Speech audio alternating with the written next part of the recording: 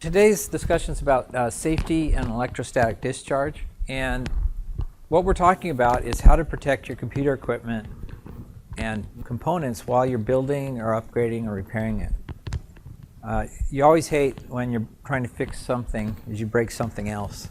So you don't want to make the problem worse, you want to fix it. So our first term is electrostatic discharge. What does that mean?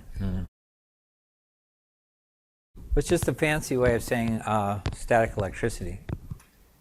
First, we need to talk about safety when you're working with the computer. First off, you want to turn the computer off before you start working on it. You want to unplug it from the wall. These are common sense things, but there's a lot of voltages coming in that you don't want to be touching, especially inside the power supply. The last thing is to use a grounding mat. Now I have one hanging up on the whiteboard in front. They kind of just look like that, but each team, once we make our teams, we'll be using one of those grounding mats. We're going to go with teams of 3 in this class, which is pretty nice. Usually have teams of 5 or 6. And then you have to wear a grounding bracelet. Let me show you that setup here in front. So we'll go from the human to the ground point. We'll start like that. Here's the grounding mat. Into the grounding mat, this is where you plug yourself in. Here's a grounding strap and a banana plug. It's kind of a funny name, a banana plug. But it's got little pieces of metal that stick out from the side. They kind of look like bananas, so that's why they call them that.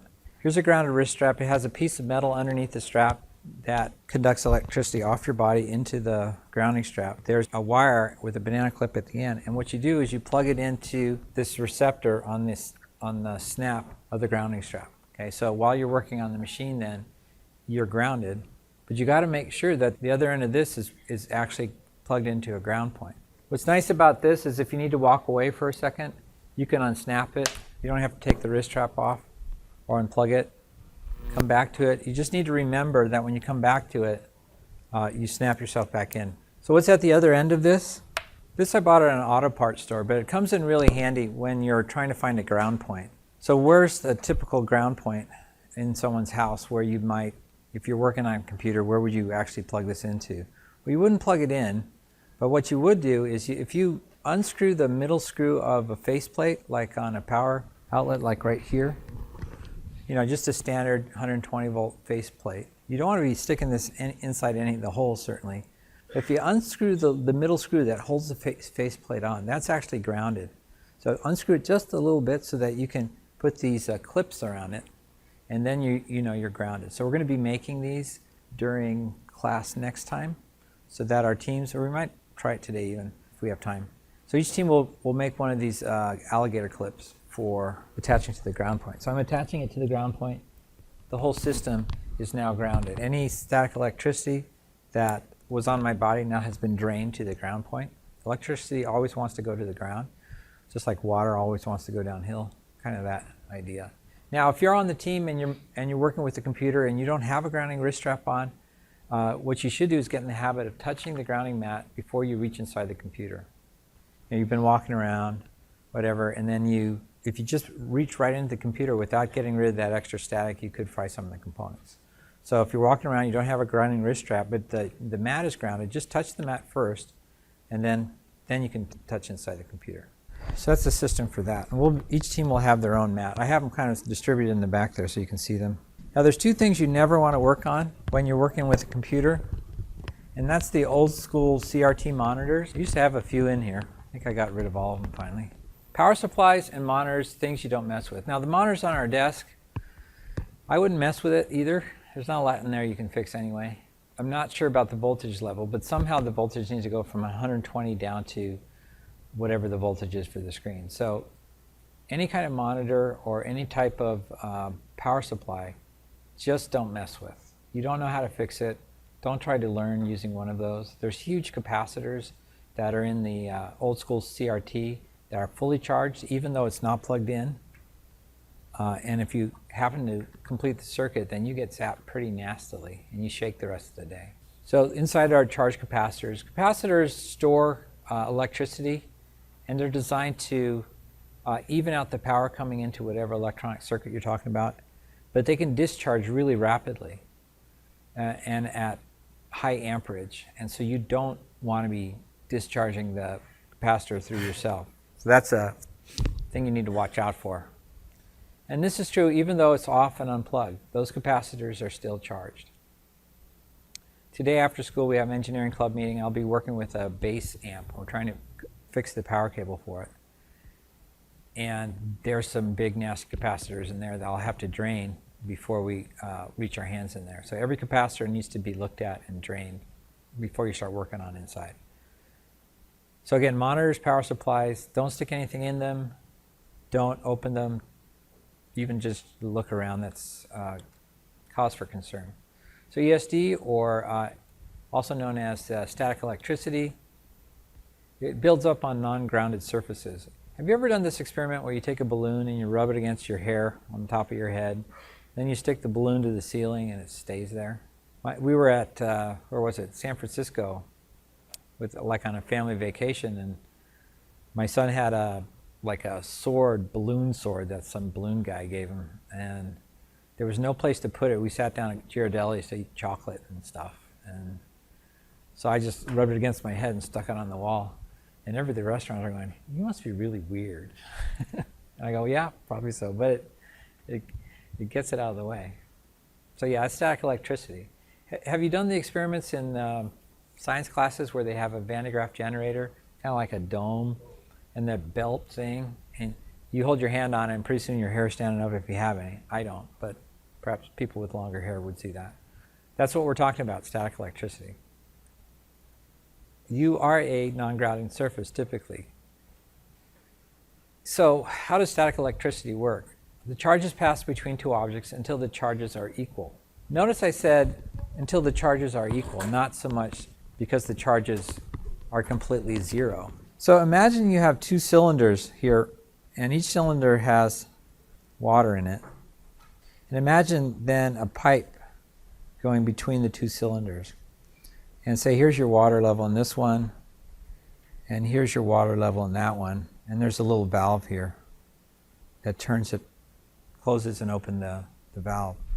You notice that there's more water in the right side than there is the left side. So when you open up the valve, what do you expect to happen to the water levels? Yeah, they'll balance each other eventually. So water will go through the pipe until they're balanced. Yeah, notice that not all the electricity goes away. It just balances itself. I would do this to my brother sometimes, is I would run around the house in my socks, going like this, and then I walk up behind him and touch his ear and he gets zapped. He didn't like that. When I wasn't looking, he did the same thing. You know, he's going around the house trying to build up static on his body with his socks. And then he touches me and it didn't zap me.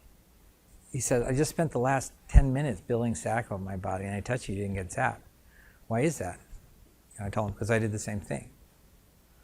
Because we both have the same charge, so there's no zapping." So don't think that static electricity just completely drains itself. It does if you're grounded, but typically when you touch something, you're just equalizing the static on either side. You're not really dissipating it all at once. Both surfaces have high amount of static, equal amount. Then when they touch each other, it's not going to change anything. So let's look at static charges. What kind of voltages are we talking about when it comes to static electricity? Well, if you can feel it, that's 3,000 volts. That seems like a lot of volts, right? I mean, the socket on the wall has 120 volts or 110. So this has a lot more voltage, but a low amount of amperage, I guess. So that's why it's not so bad. So if you can feel it, it's 3,000 volts. If you can hear it, then it's 6,000 volts. And then finally, if you can see it, it's about 8,000 volts. So that's a lot of voltage. And just imagine discharging this into a graphics card or some memory. You can see why static electricity can cause a lot of problems with these really sensitive electronic components. So how much does it take to damage circuits inside a computer? And it's actually less than 3,000 volts, which means you can damage something even though you can't even feel the static electricity. So how do you protect your equipment from static? Like I said, you get a grounding wrist strap and bracelet, a grounding mat. And then for the actual individual components that we take out of the computer or putting back in, you need to use static shielding bags. You can't just use plastic bags because those build up static on the outside. Static shielding bags shield any components that are inside them. So each team is going to get a set of static shielding bags, a motherboard bag, and all these ESD protection equipment as we're working. Now say you don't have a grounding mat and the wrist strap and all. One thing you can do is touch an unpainted part of the computer before you touch a component. If the computer is still grounded, that means it's plugged into the wall but not turned on, that will drain any static on your body. So you have the machine open. Now I don't recommend you work on it while it's plugged in, but if it happens to be plugged in, if you touch the case on the inside or touch the power supply directly, then you're pretty sure that you're going to be grounded. If you're passing chips back and forth between each other, make sure both persons drain the static off their body before they exchange the piece of electronic equipment. If you go into places where they build computers or they maintain computers, typically the floor is actually a static mat, and they have a strap that goes from the person's ankle to under their shoes, copper, and keeps them grounded no matter where they go, and they're not having to be held on a leash by a static shielding wrist strap. If they work all day in it, you can see why you get tired of doing the wrist strap.